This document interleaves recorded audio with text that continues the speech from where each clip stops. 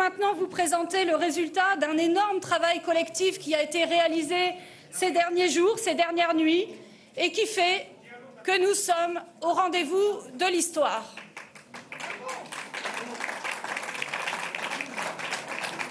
Je vais donc, dès à présent, donner la parole aux responsables des premières formations politiques de ce rassemblement, puis à quelques figures des luttes sociales et écologiques qui sont à l'image de ce nouveau Front populaire.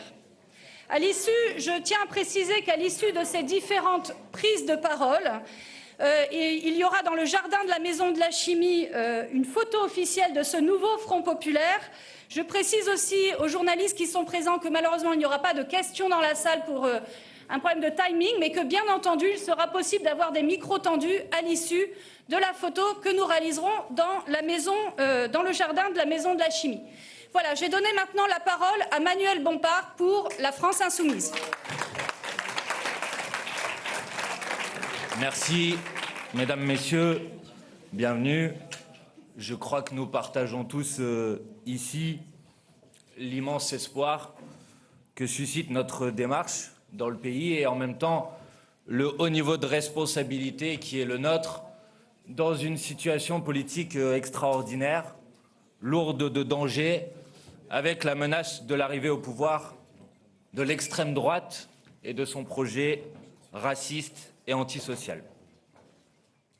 Cette situation nous oblige, et nous le mesurons, et c'est pourquoi ce nouveau Front populaire, ce n'est pas seulement le rassemblement de formations politiques, c'est un rassemblement nouveau, inédit, qui va bien au-delà, qui rassemble de nombreuses organisations politiques, mais aussi des associations, des collectifs, qui est soutenu par des personnalités syndicales, associatives, du monde de l'art et de la culture, des intellectuels, comme en atteste, je crois, un certain nombre de prises de position qui se sont exprimées cette semaine. Vous le savez, nous avons signé hier soir un accord qui comprend des candidatures uniques sur l'ensemble des circonscriptions de l'Hexagone et des Français de l'étranger, ainsi qu'un contrat de législature que vous avez ici. Ce contrat comprend près de 150 mesures qui détaillent et qui séquencent dans les 15 jours, puis dans les 100 jours, puis dans la suite de la mandature, notre programme de rupture. Il s'agit en effet de proposer au pays une rupture totale avec la politique d'Emmanuel Macron pour répondre aux besoins immédiats du peuple et faire la bifurcation écologique aujourd'hui indispensable. Dès notre arrivée au pouvoir, nous déciderons de mesures de blocage des prix sur l'alimentation et sur l'énergie pour redonner immédiatement du pouvoir d'achat aux Français. Nous agirons également immédiatement pour rétablir une voie de paix pour la France sur la scène internationale en soutenant l'Ukraine face à la guerre d'agression de Vladimir Poutine et en se donnant les moyens d'obtenir un cessez-le-feu immédiat face au massacre en cours à Gaza. Voici, pouvoir d'achat, paix, deux premières priorités parmi ces 150 mesures que nous allons défendre dans cette campagne électorale, unis, rassemblés et soutenus par une grande dynamique populaire qui est déjà à l'œuvre partout en France et qui s'exprimera notamment ce samedi dans les manifestations à l'appel de l'intersyndicale et de la jeunesse. Mesdames, Messieurs, citoyennes, citoyens, nous pouvons tout changer si le peuple français le décide.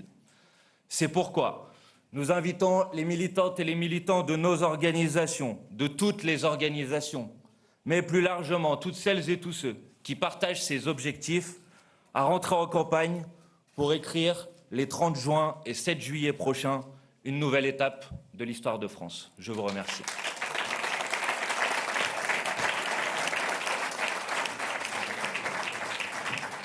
Bien, je donne la parole à présent à Marine Tondelier pour les écologistes.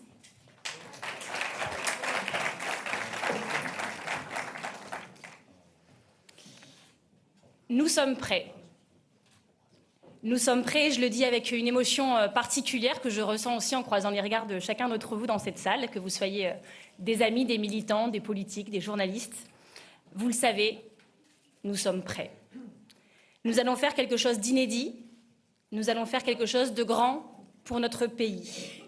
Nous sommes et nous serons à la hauteur de la crise politique, sociale, environnementale, institutionnelle, inédite que nous vivons depuis plusieurs années, mais qui a pris une tournure particulière, vous le savez, cette semaine. Nous allons faire campagne avec la même détermination que celle qui nous a animés pendant les 4 derniers jours. Nous avons 4 jours de discussion, nous avons décidé de travailler ensemble, nous avons décidé d'un programme de rupture, nous avons décidé des meilleures candidatures possibles sur toutes les circonscriptions de ce pays, des meilleures candidatures pour gagner un maximum d'élus pour gouverner. Oui, nous allons faire campagne avec une grande détermination et nous allons gagner. Nous allons faire campagne avec une grande détermination et nous allons gouverner. Et nous allons gouverner pour changer la vie vraiment. L'extrême droite est aux portes du pouvoir. Macron porte, en tant que président, une lourde responsabilité là-dedans. Et nous allons prendre les nôtres. Je suis originaire d'Hénin-Beaumont, où je vis depuis 37 ans, où je suis élue. Et ça fait 10 ans que je suis élue et que je vis dans une ville qui est gérée par le Rassemblement national. Je connais comme vous leurs idées, je connais comme vous leurs valeurs, je connais comme vous leurs méthodes et tout ce qui nous en sépare. Je les connais sûrement d'un peu trop près. Et j'ai appris beaucoup de choses là-bas, mais je vais vous donner 3 conseils. Jamais, jamais baisser les yeux, jamais, jamais baisser la tête. Et surtout, ne jamais baisser les bras. C'est pour ça qu'on l'a fait. C'est pour ça que depuis 4 jours, on n'a pas beaucoup dormi, ce qui explique sans doute nos têtes, très réjouis mais très fatigués. Et les choses sont très simples. Emmanuel Macron n'aura pas de majorité. Vous le savez, nous le savons, tout le monde le sait. Il a fait un pari qu'il a déjà perdu puisqu'il ne gouvernera pas avec la droite qui a choisi la collaboration avec l'extrême droite. Et donc aujourd'hui, c'est soit eux, l'extrême droite, soit nous. Soit nous. Et ça doit être nous. Et ça va être nous. Ça va être nous parce que je le sais depuis 4 jours. Je vois ce qui se passe. Je vois qu'on est en train d'y arriver. Et je le dis en tant que patronne des écologistes, dans mon mouvement, mais c'est sûrement aussi vrai dans les vôtres. Les militants sont extrêmement fiers de ce que nous sommes en train de faire. Ils nous le réclamaient. Ils avaient envie d'y croire. Maintenant, ils savent que c'est vrai. Et ils attendent d'écrire la suite. C'est émouvant parce qu'on est en train d'écrire l'histoire, qu'on est en train de donner le meilleur de ce que nous sommes, individuellement et ensemble, collectivement. Alors, on nous a demandé de choisir 2 mesures.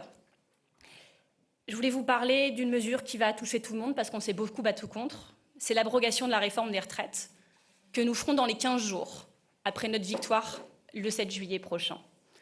J'en appelle à toutes celles et ceux qui n'étaient pas d'accord avec cette réforme, qui ont marché avec nous, qui ont signé des pétitions avec nous, qui ont regardé nos députés se battre à l'Assemblée nationale pour faire échec à cette réforme, et on vous l'avait promis, on vous avait promis qu'on n'abandonnerait jamais. Eh bien, nous y sommes. Ils pensaient avoir remporté la partie, mais on ne gagne jamais définitivement en politique. Et donc, nous arriverons et nous abrogerons cette réforme des retraites injuste. Mais on ne va pas se contenter de revenir sur toutes les réformes injustes d'Emmanuel Macron, même si ça va nous prendre du temps, il y en a beaucoup. Ce n'est pas assez ambitieux. Nous, on a une vraie ambition. On veut changer la vie vraiment, avec des mesures qui soient concrètes pour les gens, auxquelles ils pensent pendant leurs vacances en disant vivement, voilà, vivement la rentrée et vivement que ça commence. Alors, il y a une mesure qui est beaucoup revenue dans les discussions, c'était l'idée d'une vraie gratuité de l'école. Parce qu'il y a sûrement dans cette salle beaucoup de parents, de grands-parents, des gens qui ont des neveux, des nièces et qui savent que les enfants sont notre avenir, sont ce que nous avons de plus précieux dans cette société. Et on leur doit cette école gratuite. L'école gratuite, vraiment gratuite, c'est les cantines, c'est le périscolaire, c'est les transports, c'est les fournitures. Et on vous promet là-dessus de premiers pas dès la rentrée de septembre 2024 pour nos enfants. C'est une mesure symbolique, mais c'est une mesure très concrète et qui fera aussi du bien à tous les porte-monnaies. Ce que nous avons fait, c'est que nous avons rallumé la flamme, pas celle du Rassemblement national, bien sûr, celle-là, on va l'éteindre. On a rallumé la flamme de l'espoir, l'espoir auquel le peuple de gauche et le peuple écologiste aussi avait le droit. On a rallumé cette flamme et maintenant il faut la faire vivre. Alors on sera là, on continue, on va faire force, on va faire face, on va faire front populaire. Et le Front populaire, ce n'est pas que 4 partis politiques, c'est beaucoup de partis qui sont dans cette salle. C'est des associations, ce sera, je l'espère, des syndicats, la société civile, et puis vous toutes et tous. Ça doit nous dépasser, ça doit vivre bien au-delà de nous, et c'est ce qui nous fera vivre plus longtemps, mieux et avec vous. Merci à tous.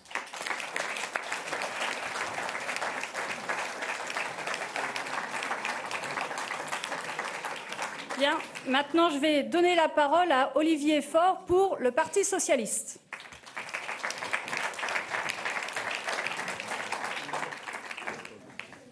Mesdames, Messieurs, c'est avec beaucoup d'émotion que je suis ici parmi vous, comme toutes celles et ceux qui ont ensemble fondé ce nouveau Front populaire.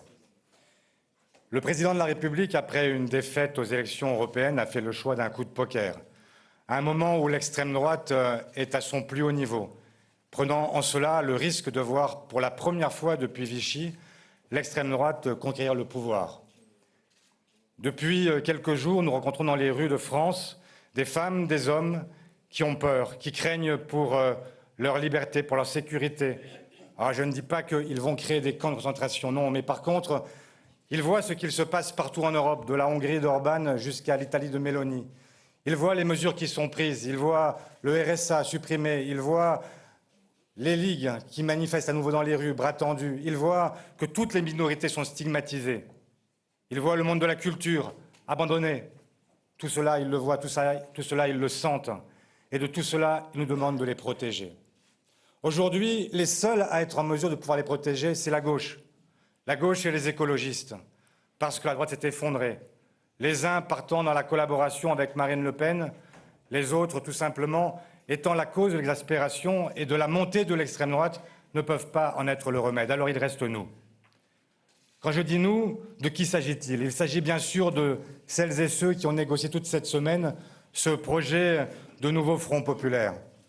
Mais ça ne suffira pas. Il faut mettre en mouvement toute la société.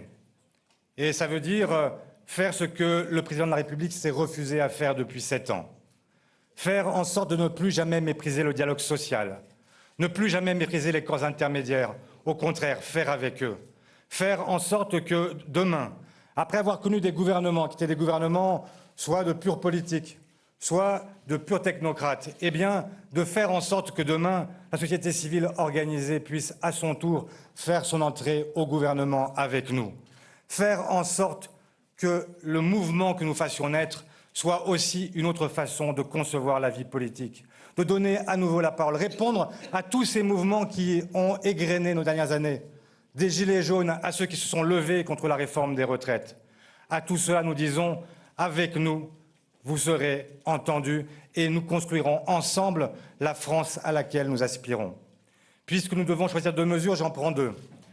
La première, c'est tout simplement de dire que le gouvernement, alors même qu'il lui a été signifié que la violence sociale dont il est l'auteur ne pouvait pas continuer, a fait le choix de dire que le 1er juillet, alors même que ce gouvernement a mis sa légitimité en jeu, ils veulent réformer à nouveau l'assurance chômage, à nouveau parce que ce sera la 3e fois. Eh bien, l'une des premières mesures que nous prendrons, c'est d'annuler cette nouvelle réforme de l'assurance chômage qui va jeter à la misère des milliers de jeunes et aussi d'aînés qui seront, si cette réforme devait perdurer, les premières victimes du système. La deuxième mesure que je veux évoquer, c'est une mesure de justice fiscale, justice. Parce que justice, c'est le mot qui nous lie toutes et tous ici. Justice. Et donc, nous ferons en sorte de financer tout ce projet très ambitieux en le prenant dans la poche de ceux qui ont les moyens de le donner.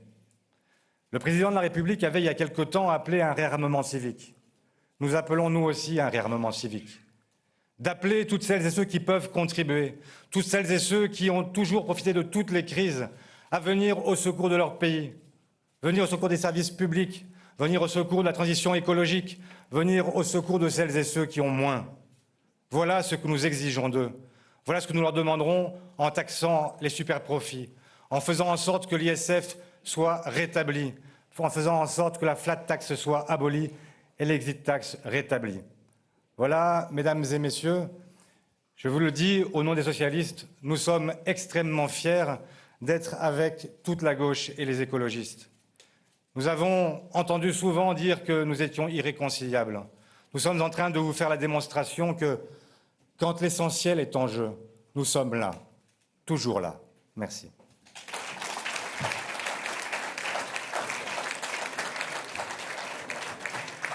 Bien, je donne maintenant la parole à Fabien Roussel pour le Parti communiste.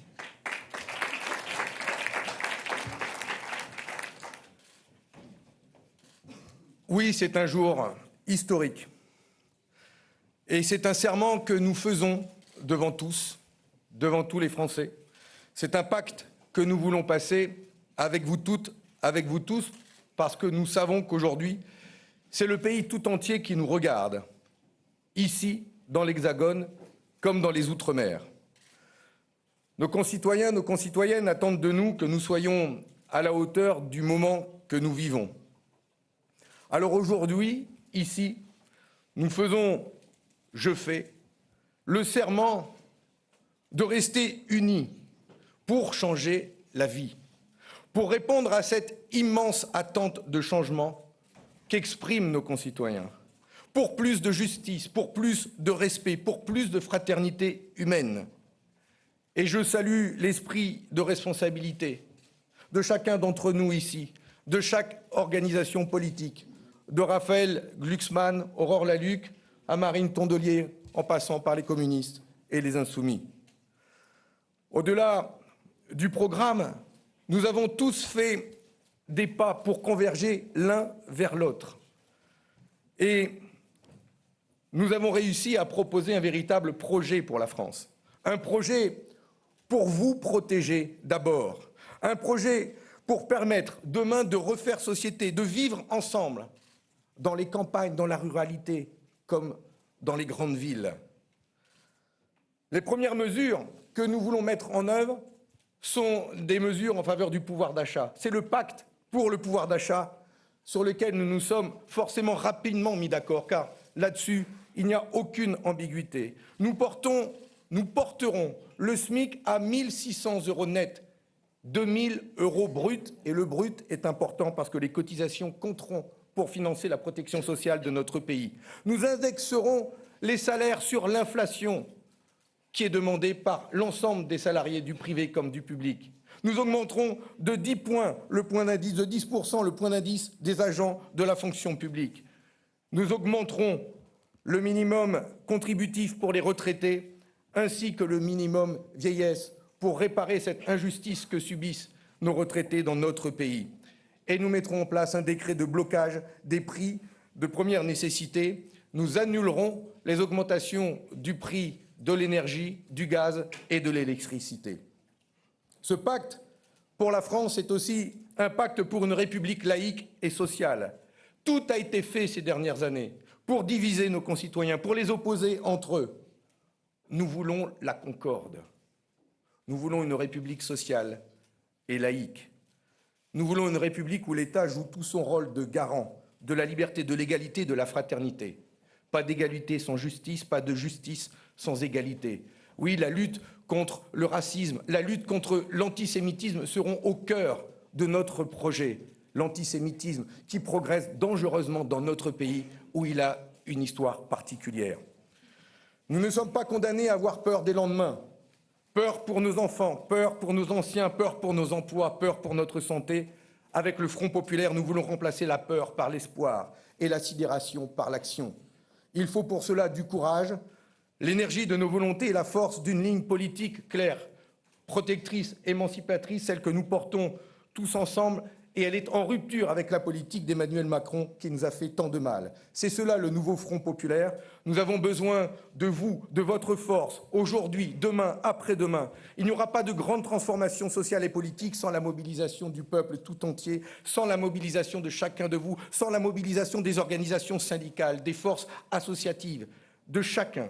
Le 30 juin, puis le 7 juillet, chaque voix va compter pour faire la différence, pour faire gagner la France, pour faire gagner la République, pour faire gagner le progrès social, la justice sociale, la paix et la fraternité humaine.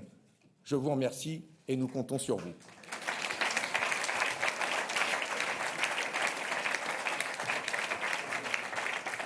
Bien, il reste 3 prises de parole. Je donne maintenant la parole à Aurore Lalucq pour Place Publique.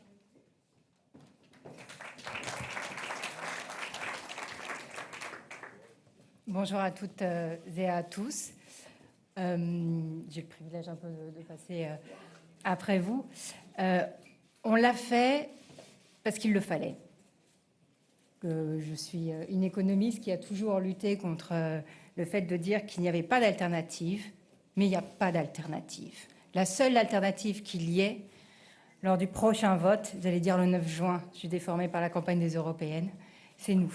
Il n'y a pas d'autre alternative pour faire face au Rassemblement national. Et je tiens ici à remercier tous les négociateurs parce qu'on ne va pas se mentir, on part de lignes qui peuvent être éloignées. Et je pense particulièrement aussi à Boris Vallaud, qui n'est pas là aujourd'hui avec nous, qui a été un des architectes de ce programme, Johanna Rolland, les négociateurs aussi du Parti communiste, je pense à Yannick Jadot. On a tous travaillé ensemble pour avoir des lignes extrêmement claires. Qu'est-ce que j'ai dit? Les communistes comme Yannick Jadot. J'ai dit les communistes comme Yannick Jadot? Non, j'ai dit les communistes et Yannick Jadot. Mais vous voyez, c'est déjà le Front populaire. J'ai fusionné les gens. C'est vrai, j'ai dit ça? C'est la carte verte, pas bien. Nous, on est venus avec des lignes très claires, qui étaient la question de l'Ukraine, qui était la question de la caractérisation des massacres terroristes du Hamas, qui étaient des lignes claires aussi sur la question qui a été soulevée par Fabien, sur la question de l'antisémitisme. Et on a tous fait, je trouve, des pas incroyables en un temps absolument record. Donc, d'habitude, je parle tout le temps de fiscalité. Je n'avais absolument pas préparé mon speech, mais ça tombe bien parce qu'il me reste peu de temps.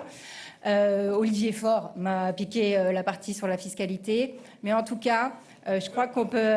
c'est typique socialiste. Typique des socialistes.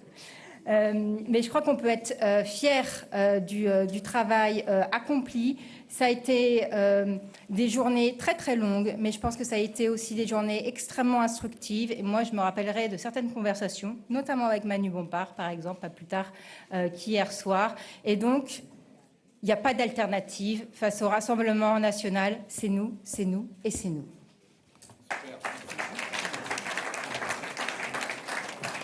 Merci. Je vous prie d'excuser Marine Tondelier qui a dû partir pour une obligation. Il reste 2 prises de parole et je voudrais insister sur ces 2 dernières prises de parole. Le nouveau Front populaire, ce n'est pas seulement les forces politiques qui sont ici, c'est pour nous aussi toutes celles et tous ceux qui luttent, qui résistent. Nous sommes un certain nombre d'ailleurs, y compris dans ces forces politiques, à venir des mouvements sociaux et de ces luttes. C'est mon cas, c'est le cas de beaucoup ici. Et donc le nouveau Front populaire, ce sont aussi des associations, des syndicats, des gens qui luttent dans les mouvements sociaux, dans les quartiers populaires ou encore dans la culture. Pour nous, c'est extrêmement important que ce nouveau Front populaire soit aussi large que cela. D'ailleurs, beaucoup de ces figures des luttes, beaucoup de gens qui luttent d'ailleurs, ont annoncé aussi des associations, des syndicats qu'ils soutiendraient, qu'ils s'impliqueraient même dans cette campagne du nouveau Front populaire. Je suis donc d'abord heureuse d'accueillir pour une prise de parole Abdel Aïtou Asgour, qui est un ouvrier de l'usine automobile de MA France en Seine-Saint-Denis, usine qui vient de fermer, usine qui vient d'être fermée par Stellantis il y a quelques jours. Merci Abdel.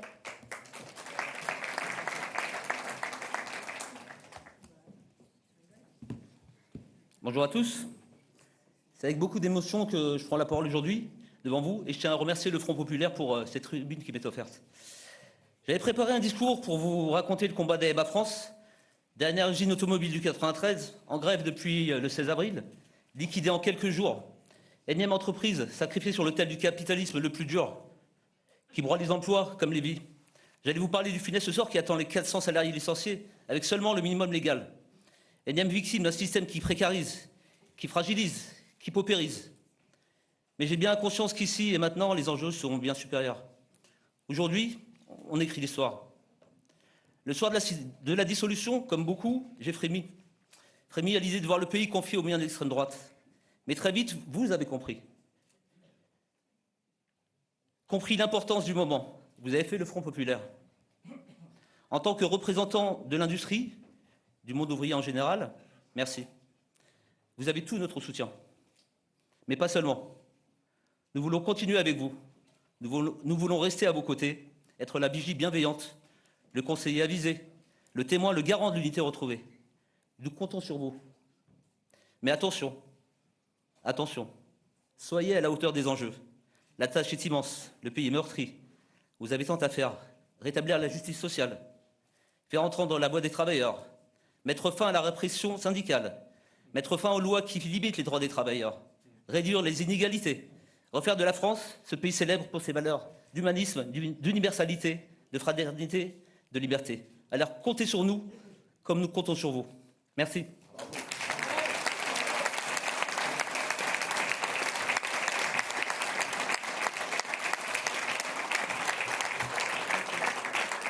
Voilà donc Abdelhaïd Ouazgour est ouvrier CGT de MA France. Et maintenant, je voudrais donner la parole aussi à une des figures des luttes écologistes.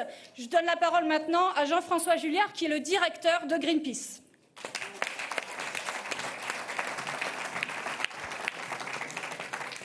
Bonjour tout le monde. Un peu de contexte sur ma présence ici. La France fait partie des pays qui se réchauffent 2 fois plus vite que la moyenne mondiale. On le voit bien saison après saison, des épisodes de canicule et d'inondations meurtrières qui se succèdent. Les scientifiques sont unanimes sur la question. On ne va pas assez vite, ni en France ni ailleurs, pour réduire les émissions de gaz à effet de serre. Les objectifs ne sont pas assez ambitieux, les plans d'action ne le sont pas non plus. Pour nous, Jordan Bardella, Premier ministre, c'est le scénario du pire. C'est la promesse d'une catastrophe pour la protection du climat, pour la protection de la biodiversité.